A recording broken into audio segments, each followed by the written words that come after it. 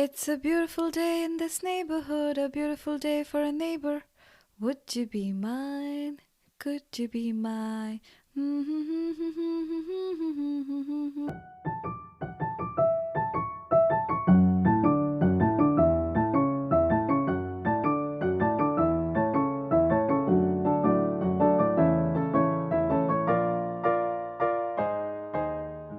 Okay, I promise to not sing again, but make sure you promise that you will always listen to my episodes.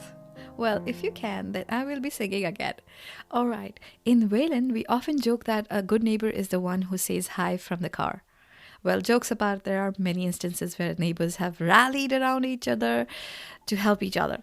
A recent one is the Wayland Carnival, where we supported our girl in her mission to fight cancer, but Pam had the vision to channel the kindness of people through a platform.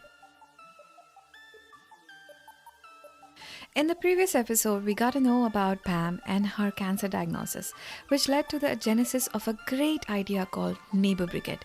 In this episode, we will touch upon the details surrounding this organization. Why do you think America needs Neighbor Brigade? Virtual connections have, without a doubt, taken the share of real-world connections in our lives. In that sense, the Neighbor Brigade provides a platform for real-world connections that communities across our country need.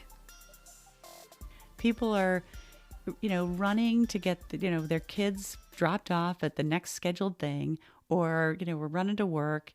And I think, we use social media to stay connected and stay up to date on what's happening with people. But the physical act of doing something for somebody else is an entirely different level of connection. And I think that's where we need a little bit of help, and I think technology can help us do that, right? And that's where we need, just help being able to insert more of that in our lives. And that was something that was so important to Pam, is she knew it wasn't just about the recipients. So there you have it. It's not just the recipient who are benefiting. The volunteers get to experience the joy and satisfaction of being able to help others. It is simply beautiful. It is really about just connecting one neighbor with another when one's in need. And there's, no money changes hands. It's purely doing a kindness for somebody in your neighborhood. And, you never know when you may be in that situation yourself and you might need that. And, we all want to be able to help when somebody's going through something, but it's so hard to know. You could have somebody 2 doors down that's experiencing a hardship or suffering from something, but you don't know. Or if you do know, you don't know how to help. And Neighbor Brigade solves those 2 issues. So we know about the purpose now and the issues it solves. How about the services? Are they for long?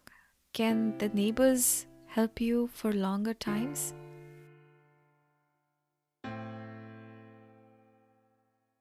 So that's what's special, I think, about the Neighbor Brigade mission. It's not set up to provide sustained, ongoing support. It's really about helping individuals and families in sudden crisis, deal with that period of time where they have to maybe adjust to a new normal, or they just have to get through, what is that really hard, concentrated time. So say somebody is going through treatments for cancer, and that's, a 3, maybe 6 month period. But then we try to get them sort of safely to the other side. If there's a situation where it looks like a family, maybe there was an accident or something that happened, and they are in sudden crisis because of that, we'll help them for, a matter of months and then if it looks like they're going to need ongoing care, then we refer them to services that can help them from there on out. Okay, the first time I met Sue, when I was talking to her and recording this piece, I remember that she had a lot of small stories in between the stories, like the backstories. And I could not help myself include them in the episodes because I know that you all will love listening to these, because these are anecdotes, these are stories from the past. And, these are a blast because once you listen to them, you're like, oh, okay, That makes sense. The chapters are that, the volunteers are eager to help. They're eager for opportunities to help. It reminds me a little bit when my husband and I were first married. We lived in Connecticut. We lived in a small town. And he was a volunteer fireman because they didn't have enough resources for a real fire department. And he had the training and he had all the gear, but he never got the call, right? And he was so frustrated by that. And I think it's the same thing with volunteers. We sign up because we want to help. And everybody understands when somebody is, in a tough spot and needs a little bit of help and support. So I think when there are situations that come up like that, people are saying, think absolutely, or if there's, somebody who's had a house fire, everybody wants to chip in and say, okay, what do they need? And so we'll do a drive, or we'll do whatever's needed to help that family or individual in that crisis. What's in a name? That which we call a rose by any other name would smell as sweet, said Shakespeare. But actually, naming of the organization mattered. Even with the name, the team wanted to be empowering. Let's hear the story behind naming.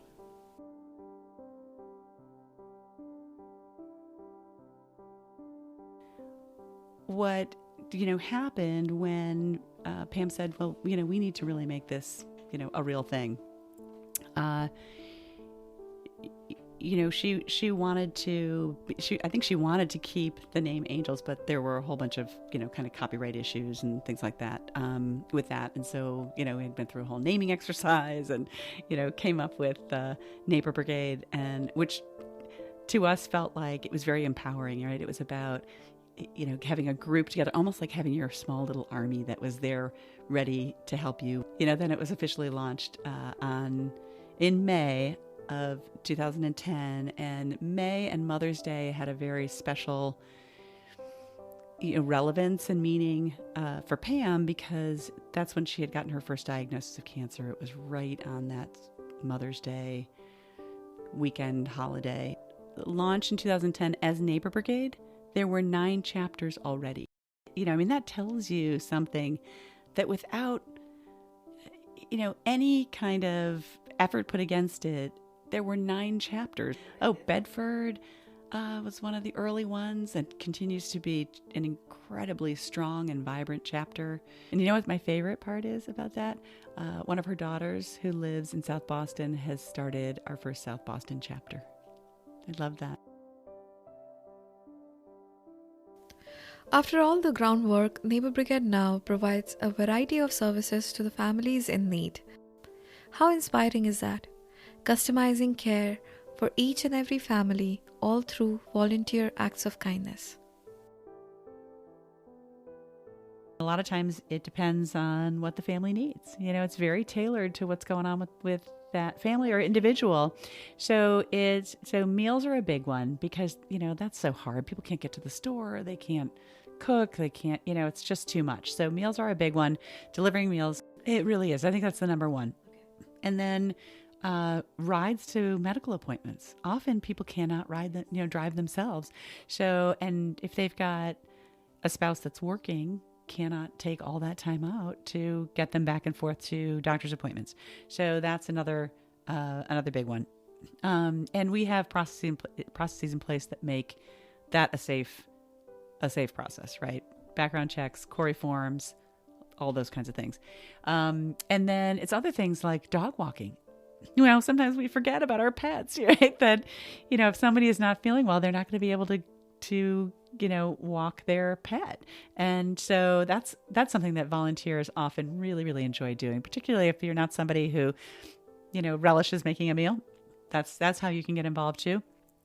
Oh, I should say too, that when there are some great stories about people who have done the delivering or giving rides to medical appointments, some really great friendships have sparked up between the recipient and the driver, because you have that time in the car, you get to know each other, you tell stories, regular just chores or running errands, yard work. Sometimes people can't get to cutting their lawn, and that's a great way to get kids involved too, is, if somebody is, suffering and they can't get to all these things, bring your kids out and help shovel their driveway.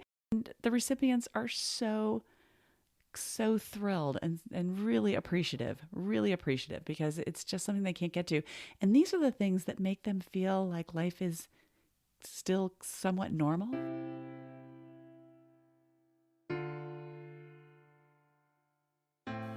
As it turns out, when you start an organization, naming is the easiest part.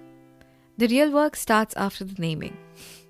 The issue of using the right technology, scaling your template, recruiting the right team, doing the paperwork, and doing it quickly, the right business plan all come to the fore.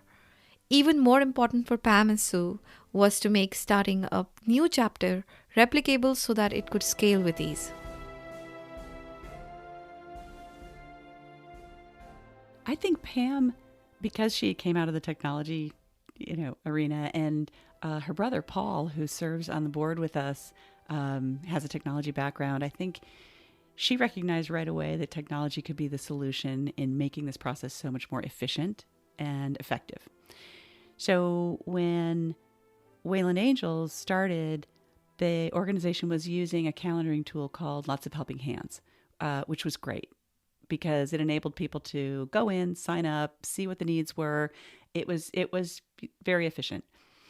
But as the organization grew, it became clear that we needed a platform that was going to be able to scale, across towns, across state lines, all of that. And we started to have thousands of volunteers within our network. I mean, in Wayland alone, we have over 300 volunteers. So, we needed a platform that could handle that kind of volume. So we were able to transition to one that I think that was about a 2-year process. I think it was a 2-year process because we had to make sure that we had all the naming rights. We had to get, insurance in place. We had to get, all of our, proper paperwork, waivers, handbooks, all of those things so that, we were launching this organization in a proper way and in a way that was sustainable and that could be replicated easily, right across different chapters. And we had some training manuals put in place so that a startup of a chapter could be really efficient. All of this reminds me so much of my experience at a startup in Toronto a long time back. Take a listen. This is Entrepreneurship 101. I am not kidding. Pam's courage and determination to get it done is remarkable. Pam was very, I thought, really smart and deliberate about the way she went about setting this up. She had been a professional for years and had worked for a large tech consulting firm. So she was, she had a lot on the ball. And one of the first things that she did was that she recruited a couple of, smart, experienced people to help her. One was a man from her church, Wayne Fisher, was a businessman, semi-retired, but he was the first official board member for Neighbor Brigade, and he really helped her set up a business plan in a way. And then Victoria Jones, who was another Wayland resident, whose background is in helping nonprofits and helping them find that initial development funding. She was just fantastic in counseling Pam on how to do that and how to build a board and really set things up in a way that was professional and sustainable. And somebody we haven't talked about is our current executive director, Polly Mendoza. She is so awesome. I can't even tell you. I'm really inspired by her, and it's a great joy to work with her. She's somebody who, luckily became available to work with us when we were going through transition with executive directors. And she had come from Colorado. She had started a very successful nonprofit in Colorado that was taking care of children with special needs. And she moved back here because she grew up here and she wanted to be closer to her family as she was raising her kids. When you do good, like genuinely good work, without asking for anything in return, people usually take notice. And they did. Notice the incredible idea and the execution of Neighbor Brigade. It did start with the Globe West that did a brief story on Pam and how Neighbor Brigade started. But then the Globe picked it up several times, multiple times. And we've had multiple stories on Pam's run because there's something about this story and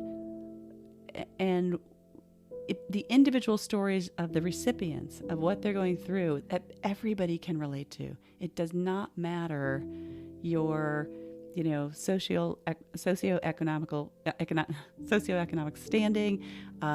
It doesn't matter which town you're in. It doesn't, matter if you are single or married or have a family. Everybody can relate to something like that happening. And, unfortunately, I don't know anybody who hasn't been touched by cancer, who hasn't had family members touched by cancer. And so people understand it and they understand the need. And I think it makes people feel very hopeful that there's an organization that is enabling. And Entrepreneurship 101 continues. It's one thing to have an idea, but when the rubber hits the road, it's the robust processes within the organization that give it resilience, with two sides, recipient and volunteers, in play. It's very easy for things to go wrong. Ever had a bad Uber experience? If that is possible in a simple two-sided platform like Uber, the stakes are just so much higher and more sensitive in this case. But Pam and Sue had the vision and wisdom to put significant guardrails around training, legal, and privacy in place. It's very, very important to have processes and procedures in place that ensure the safety and well-being of everybody involved, the recipients of the help and also the volunteers. So we've worked with, wonderful legal counsel that helped us, develop information forms that, when somebody agrees to receive help from Neighbor Brigade, that they understand that these are neighbors, right, who will be performing these acts of kindness, and they have to agree to that. And I think it's also a very trusted, network to draw from. But we have in place a volunteer handbook that volunteers must read and acknowledge that they've read. We have safety guidelines around food handling. That's correct, so that everybody is aware of allergies or, food preferences. One of the other things that I think is really smart about the way Neighbor Brigade operates is that, maintaining the privacy and the dignity of the people who they help is first and foremost, right? So, they don't ever want somebody who just needs a little bit of help at this time to feel that they are indebted, or that they have to greet and entertain the people who drop off their dinner or anything. So they've put smart processes in place, like having a cooler that's set up outside the person's home so that the meal can be set in there with some instructions. Very often, more often than not, a really kind and encouraging note from the person who's delivering it. And then that way the recipient can, go and retrieve the dinner whenever they're comfortable, whenever they want, and they don't really have to, greet or chat if they don't want to. And yet, even with all the planning, thinking, and executing you do, starting something from the ground also requires a lot of improvisation and figuring it out along the way. Because challenges you could have never thought of will show up. And you have to deal with them, right?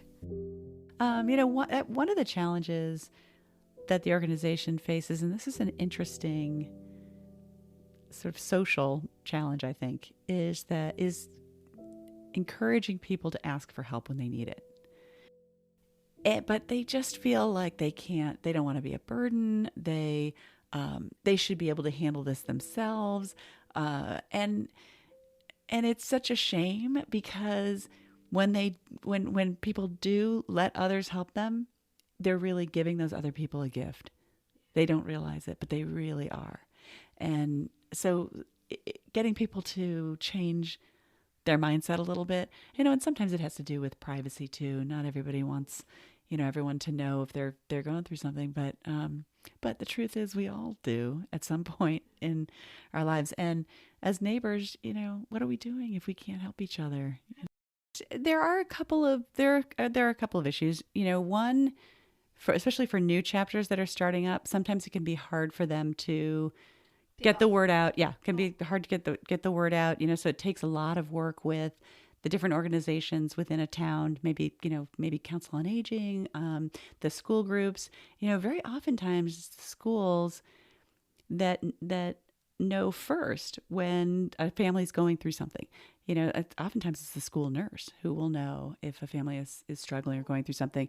The different religious organizations. And so it takes going out and helping them understand that this is a service that's available within our town. And spreading the word is really important. A lot of times the local papers are very, very good about giving us a little space so that we can make people aware, almost like a public service. Sometimes the religious organizations will put something in their materials. We have a very good relationship with Emerson Hospital, and Emerson Hospital will often provide information about Neighbor Brigade to their patients, as they're going home. Oh, you've got a chapter in your town. Did you know that? Here's how it works. Here's more information about it. So there are a number of ways that we reach out and really try to make people aware of it. Sometimes it's the local, TV station that will have the chapter leaders on, and we'll talk with them about it, and that's how people come to know about it. But then what happens is when a few people start to know about it, it becomes word of mouth. Word of mouth. So most often what happens is when a family is struck with something suddenly, right? So this is about helping people in sudden crisis, right, who really aren't prepared and really need help. Often what happens is when a family has something like that happen to them, a friend will say, have you heard about this organization? We have it in our town. I really think it could help. Would you like me to reach out on your behalf? Or maybe a family member will reach out to the chapter leader and say, this is what we have going on. And then the chapter leader, steps into action and makes it happen. So how can we help this organization? No money, no mission, says Sue, but there's more to it. I always say, no money, no mission, right? You've got to have resources to make this operate. Otherwise, it goes away, really. We need to have a small staff of people who keep this running, right? Who help the new chapters get up and running, who do some training, who manage the technology, who are, sort of keep all our processes safe and and working, and especially as the organization grows, and also to help us spread the word. That takes some resources to spread the word. So we have what I think is a very kind of modest budget compared to many other nonprofits, but we do need those resources to keep us growing and to keep it spreading. And so there are a number of ways that people can help, depending on what they want to do and what they can do. One is you can look to see if there's a chapter in your town and you can sign up to be a volunteer, which is super easy and, doesn't cost you anything. And, it's just putting yourself on the list to help when you can. The other thing is if you don't have a chapter in your town, but would like to start one and become a chapter leader, that's also something that, we have gotten really good at figuring out how to do and can help people do that. And, so becoming a chapter leader, or also being a donor, and you can go online to neighborbrigade.org and make a donation. You can get involved in Pam's Run. You can run, and raise money through running at Pam's Run. And those are the sustaining resources, because we don't take any fee for services, right? Because it's connecting volunteers to the recipients. So we have to raise funds every year. to keep this going. So that's how people can get involved. You may find it unusual or maybe not, but there are times when people are lonely and they're sick and they're in need. They not only want the services, but want you to sit down and ask about their day. Because I have to tell you that any family that I have, dropped a meal off for or visited, sometimes one of the asks is to just, sort of check in and maybe spend an hour or two sitting with somebody who can't get out of the house because of what they're going through. But every time I've participated, that family or that individual is forever special to me. I mean, that's what it does. You always think, you drive past that house and you're like, oh, there's my family. there's my special family. Yeah. And it's great. It completely changes the way you look at your neighborhood. I mean, I have really fantastic neighbors right on my block, who I've raised my kids with, and so they're really close friends, right? And so they're the natural ones that if something happened, I would know, I'd be able to help them. But that only extends to maybe a block, right? And this makes the whole town feel that way for me. So what's Neighbor Brigade's footprint now? You might be wondering. As easy the value proposition is, and of course that has been responsible for Neighbor Brigade's organic growth, it is not always easy to get a chapter up and running. And sometimes chapter can go solo as well. They've really spread through word of mouth. So somebody will be helped here in Massachusetts, and a family member, of that person or family hears about it and says, I've got to start it in my town. So we have 2 chapters just outside of Seattle. Then we have one in New Jersey and one in Connecticut and one in Rhode Island. And so, so I think it's a model that works for sure. And so our challenge is to take what we've seen regionally work and really try to spread it. And my personal hope is that there will be an organization or a brand or somebody who will recognize how uniquely special this organization is and really help to make it spread nationally. We've had a chapter or 2 who have decided not to be part of the bigger network, right? Who have said, you know what, I'm just going to focus on this town and we're going to kind of do our own thing. Right. I mean, Pam's whole vision was, we just want neighbors to be able to help their neighbors, right? I mean, that was really what it was all about. The thing that we've found, however, is that for it to be sustainable in towns, it's really helpful to be part of the network because we can help with that succession planning, right? And we have the wherewithal and the processes in place and the resources, because you really do want to make sure that things are done properly and appropriately with the right sort of legal and insurance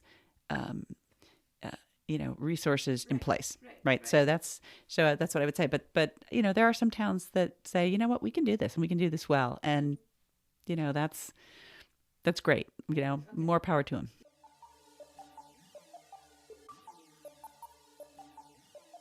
Pam's legacy lives on through the Neighbor Brigade. It also does through another community event in Wayland, Pam's Run. It's not only a way to remember Pam's legacy, but also a way to support this wonderful organization. So if you're in neighboring towns of Wayland, it is a great cause to run for. Pam's Run is such a fantastic event.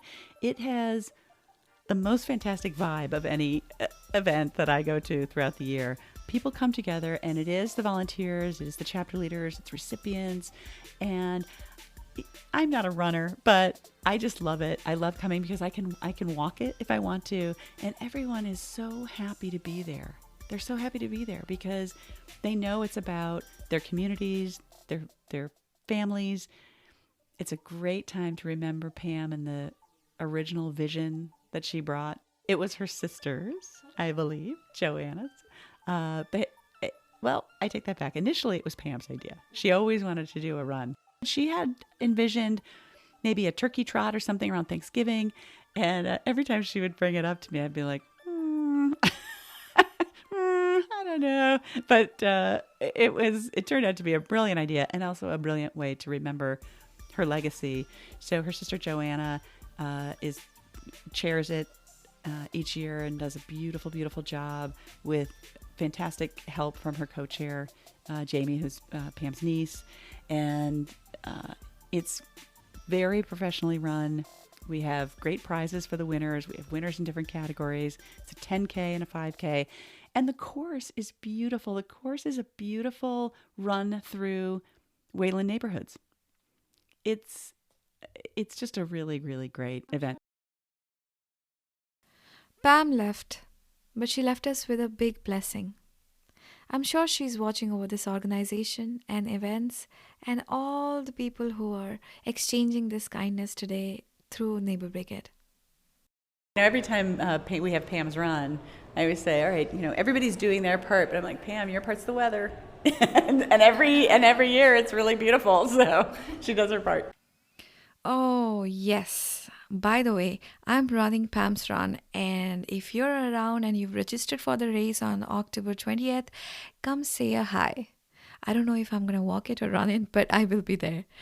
So I hope after this episode, you're all pumped up to sign up for Neighbor Brigade, or maybe even start a chapter in your town if there isn't one. I was singing the neighborhood song from Mr. Rogers in the beginning. If you don't want to hear me sing, don't forget to rate, review, and subscribe to this podcast. And also, don't go anywhere because we are coming with a bomb of a finale episode. As Mr. Rogers says, when I was a boy and I would see scary things in the news, my mother would say to me, look for the helpers. You'll always find people who are helping. Till then, it's a beautiful day in this neighborhood, a beautiful day for a neighbor.